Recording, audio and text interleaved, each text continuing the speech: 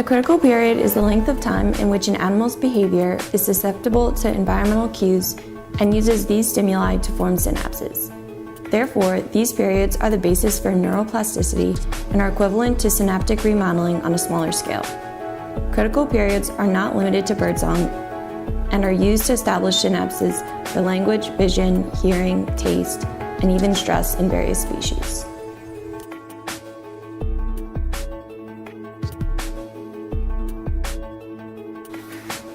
Animal behavior is determined by neural circuits animals develop early in life. Newly formed circuits with critical periods are briefly plastic before they become immutable. This means that these circuits, much like clay, have a defined period of time in which they can be molded. This phenomenon, known as neuroplasticity, was discovered by an Austrian zoologist named Konrad Lorenz in his pioneering Lorenz experiment. Konrad was able to confirm imprinting in geese both occurred within the first few days of their lives and was irreversible. In certain key areas, the brain of a newborn goose is like a blank slate. Within the gosling's critical period, it will identify any animal it encounters, no matter how strange as its mother. This experiment defined our understanding of how neural circuits form, and how animals prevented from experiencing certain stimuli during critical periods become unable to learn behaviors later in life. Zebra finches are one example of birds that have critical periods for learning their bird song.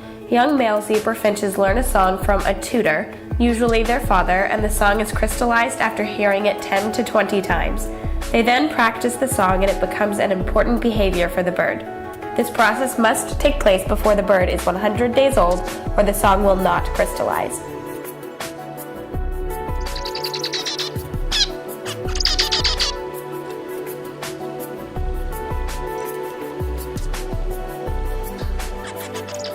Birds start by forming an auditory memory of a song, similar to a template, and then go on to develop the corresponding motor activity. Like babies, young birds babble. Species-typical songs require hearing a tutor during a sensory critical period and hearing yourself practice. There is an innate preference for the bird who is learning the song to be taught by a bird of the same species. Songbirds' brains are wired differently from human brains. They have smaller cerebral cortexes and additional auditory circuitry that allows them to learn complex songs.